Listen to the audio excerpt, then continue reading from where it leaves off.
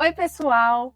Hoje eu não vou fazer o bordão, eu vou ver se ela sabe, porque eu vejo que todo comentário tem o comentário dela. Vamos ver se ela é inscrita fiel mesmo. Oi! Eu passei, né? Tá bom. Oi, a paz do Senhor, tudo bem com vocês? Comigo está tudo bem. Graças a Deus. Eu quase acertei. Quase acertou, passou no teste. Sejam bem-vindos a mais um vídeo do meu canal. Não se esqueça, pede ele, Geis. Se inscrevam, curtam, compartilhem para que mais meninas e pessoas sejam alcançadas. Isso aí. No vídeo de hoje a gente vai falar sobre vida de recém-casadas. Eu vou fazer 9 meses de casada. A Geice tem quanto tempo? Em novembro completa 3 anos. E hoje a gente vai estar falando daquilo que a gente passa, e para as meninas que vão casar, vai ser um vídeo muito edificante. Para quem é casada também, tenho certeza que vai se identificar com a gente.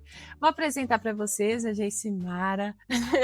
A gente já estudou juntas. Na época de escola a gente não era amigas, mas Deus surpreende a gente, que depois que eu fui para a igreja, a gente se aproximou. Ela foi madrinha do meu casamento. Verdade. É uma amizade que Deus me deu.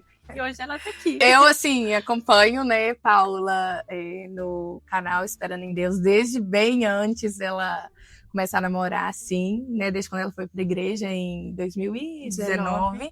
E ela iniciou o canal e a gente sempre conversou sobre isso, porque também é um assunto que eu sempre gostei de falar, de conversar mesmo.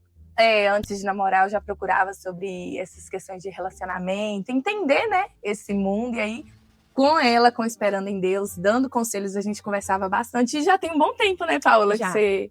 Eu queria que ela viesse. Mas, né, eu falei, não, depois que eu casar. Só que aí já tem quase 3 anos de casada e hoje deu certo. Então, pessoal, a gente aqui compartilhando as coisas da vida de casada, e a gente percebeu que nós temos muitas coisas em comum. E a primeira coisa é a gente querer o melhor para o nosso marido.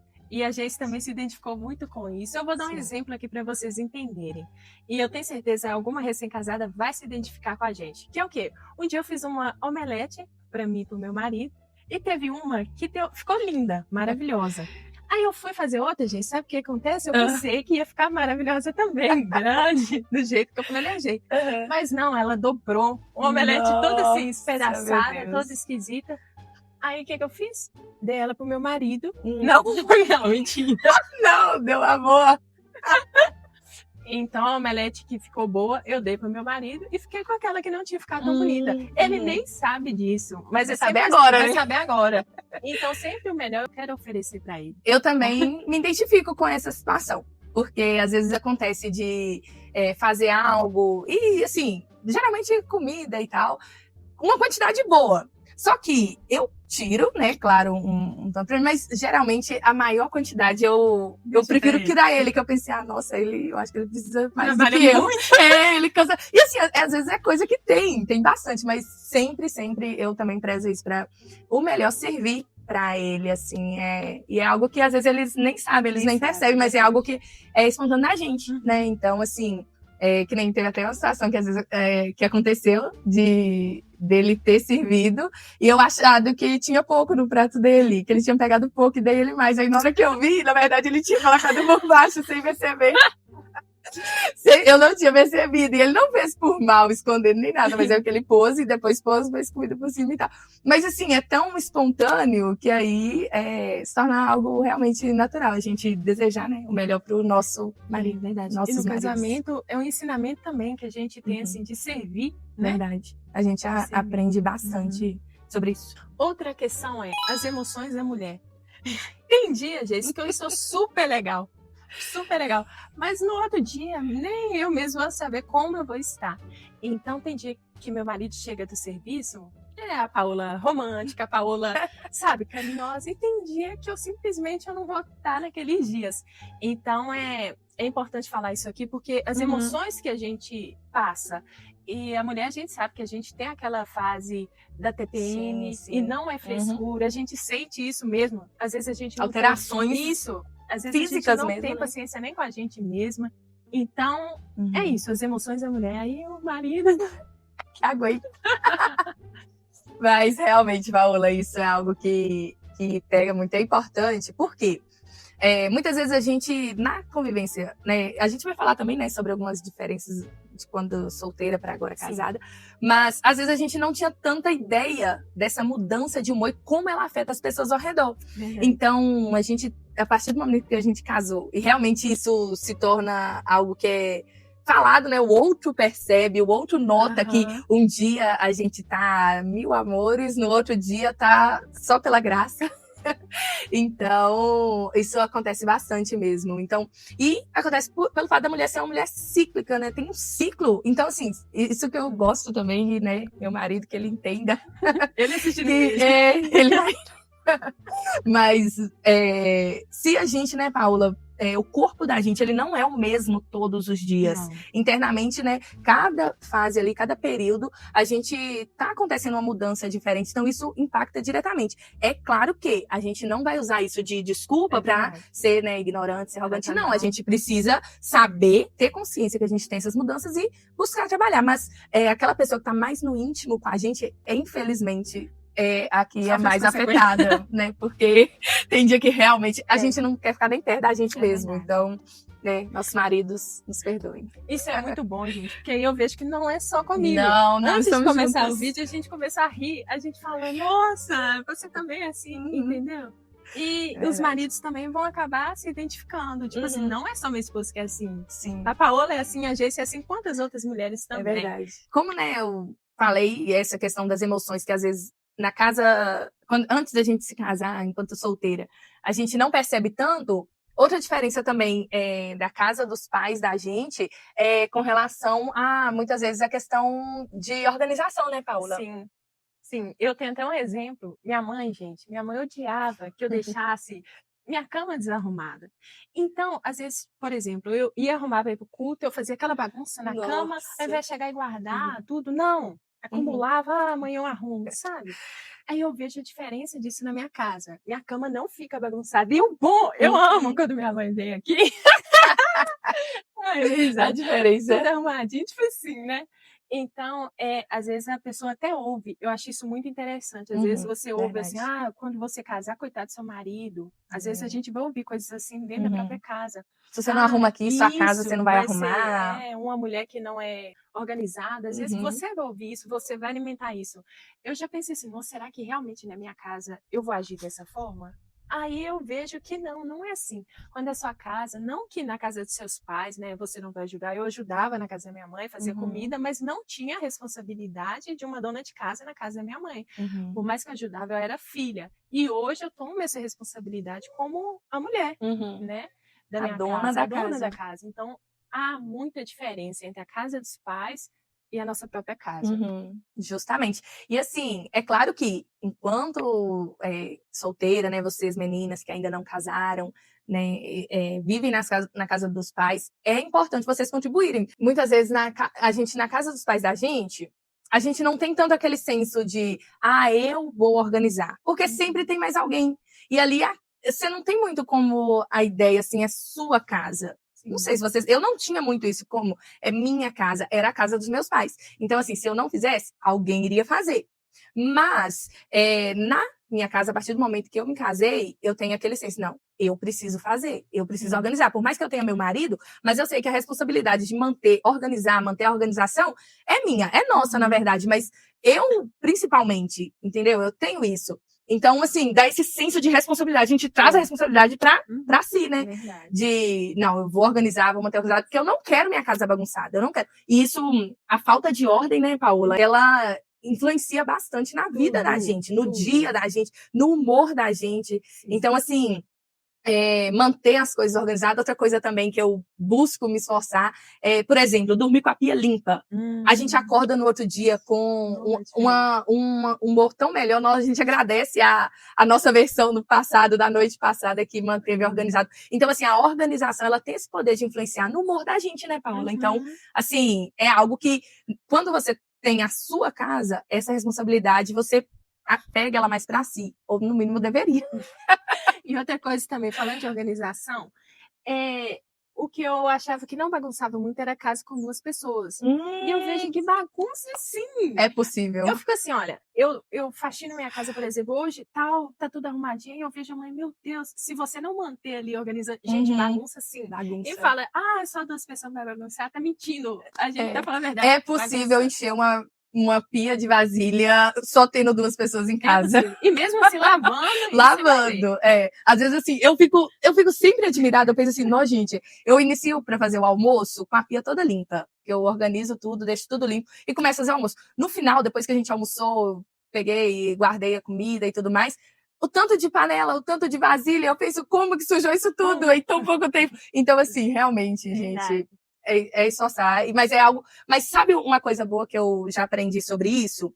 Que isso é casa com vida. Então, às vezes, se a gente for olhar pelo lado ruim, a gente pode olhar assim, nossa, tem um monte de vasilha para eu lavar. Mas e se a gente olhar pelo lado, graças a Deus, eu tive alimento para cozinhar, eu tive saúde para fazer a comida, a minha casa teve saúde para se alimentar, e agora tem o resultado, que é as vasilhas. Mas, às vezes, eu olho também por esse lado, sabe? Às vezes a gente pode reclamar ou agradecer também, né? Porque é melhor agradecer, né? Verdade. Porque um dia a gente orou por isso. Outra coisa que a gente recém-casada passa é se culpar. Sim. A gente se culpa.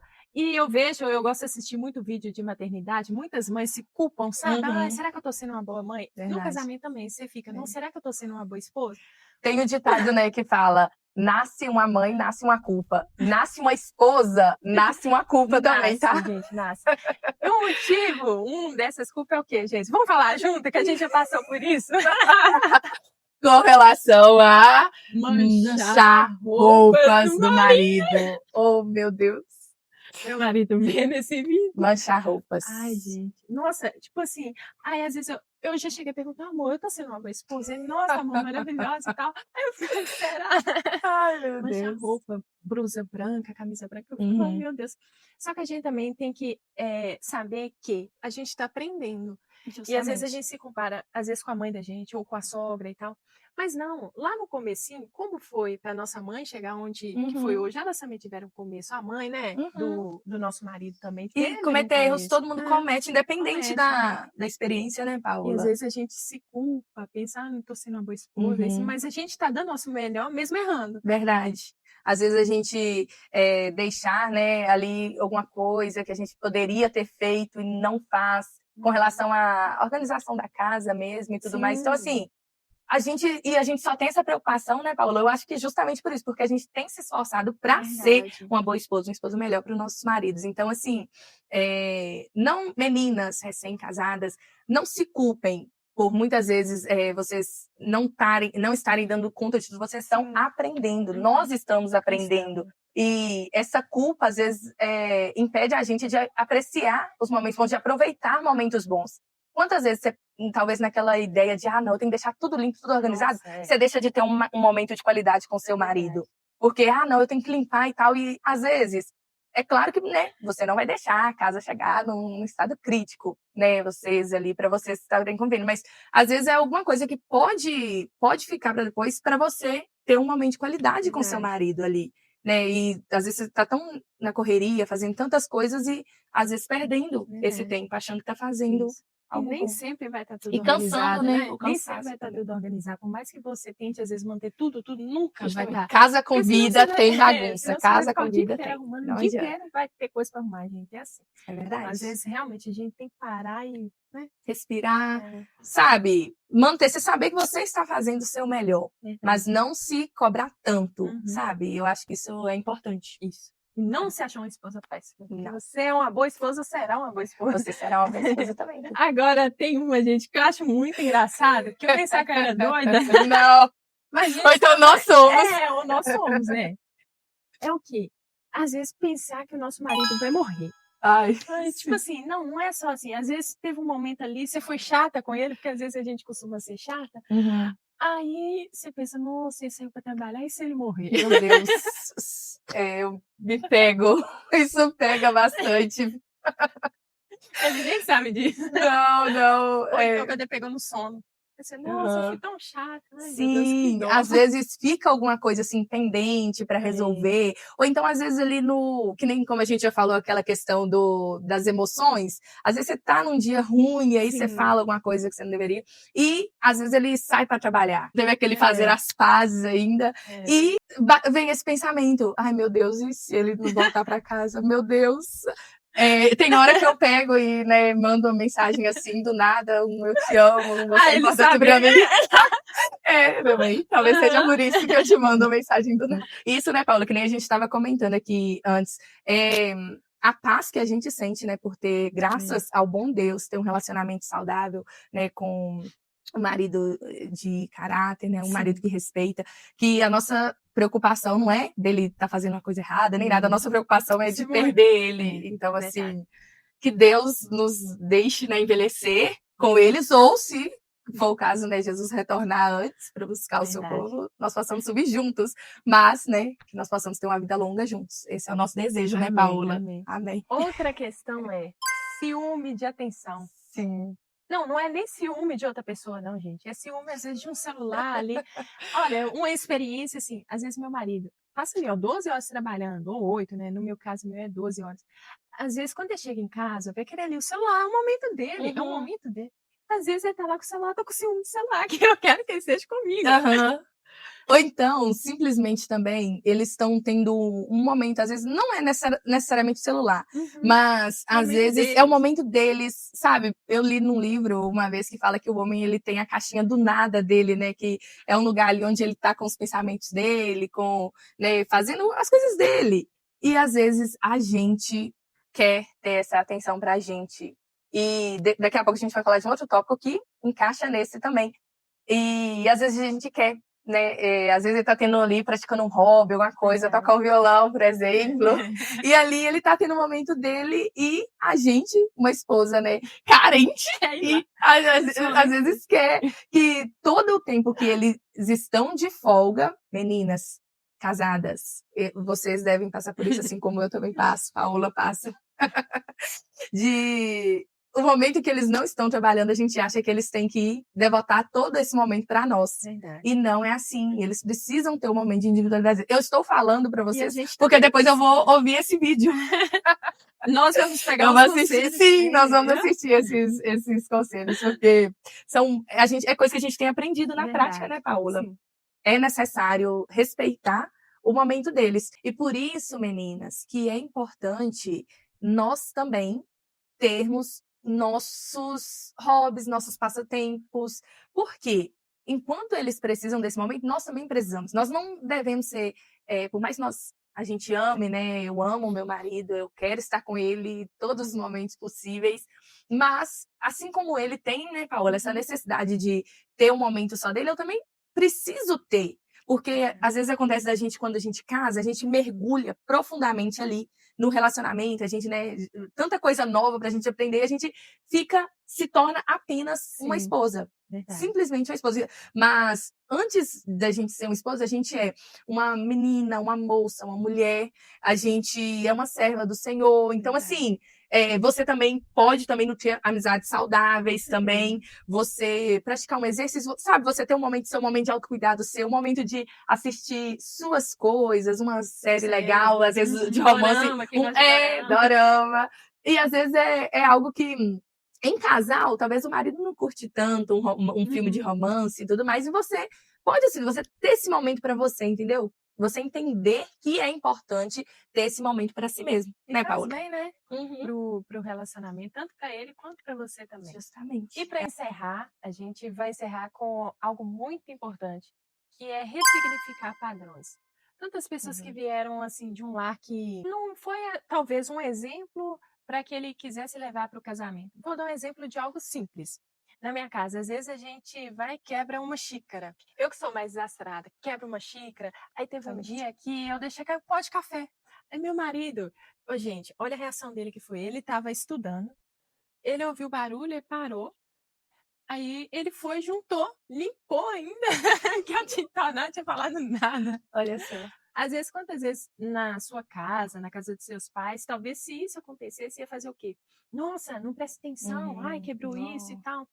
Aí quantas pessoas que levam aquilo que não foi um exemplo dentro da casa dos pais, leva para o casamento, leva para os filhos, leva para a criação dos justamente. filhos. Então, tem que ressignificar padrões. Tantas pessoas também estão desacreditadas do casamento porque não teve um exemplo dentro de casa, mas Deus é aquele que escreve uma nova história. Justamente. E Ele quer ressignificar em você. Justamente. E ainda que, nesse caso, você não tenha vindo de um lar estruturado, lar onde tem um casamento saudável, a partir de você pode surgir um casamento saudável, sabe? De você para frente, das suas gerações que virão, podem ter exemplo de um relacionamento saudável, de um casamento saudável, onde tem um amor compartilhado, realmente, sabe? E com relação a isso também, eu tenho experiência com isso de... Eu também me identifico com você, Paola, também sou bem desastrada, então, vez e outra, eu tô quebrando alguma coisa, mas, graças a Deus, lá em casa, a gente tem isso também, de se o outro deixou cair alguma coisa, quebrou alguma coisa, ou o mais importante machucou, aconteceu alguma coisa com você, primeiramente. E às vezes na casa da gente a gente cresce preocupando já mais com a coisa ali que quebrou ou deu errado, alguma coisa assim, com, na verdade, a pessoa. Então, a gente realmente tem como ressignificar isso, reorganizar o que tem valor, o que realmente tem valor.